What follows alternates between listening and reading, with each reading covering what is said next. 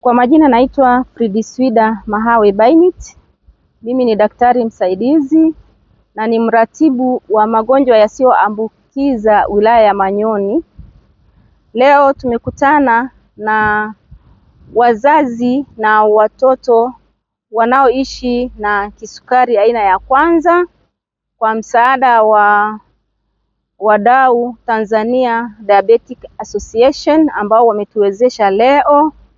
Kwa hiyo wazazi wamefurahi sana kwa sababu mara nyingi kwenye kliniki zetu wanakuja watoto wachache, lakini pia wazazi wanashindwa kuja, lakini wote kwa kuwezeshwa na Tanzania Diabetic Association watoto wamekuja wengi pamoja na wazazi na walezi, na tumewafundisha namna ya kuishi na changamoto ya sukari aina ya kwanza wakiwa nyumbani.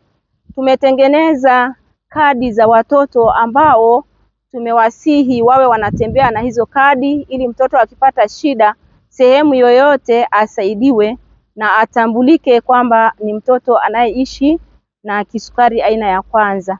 Lakini pia tumetengeneza vipeperushi ambazo tumeweka aina ya chakula kinachotakiwa kwa mtoto anayeishi na kisukari aina ya kwanza ukizingatia mlo kamili.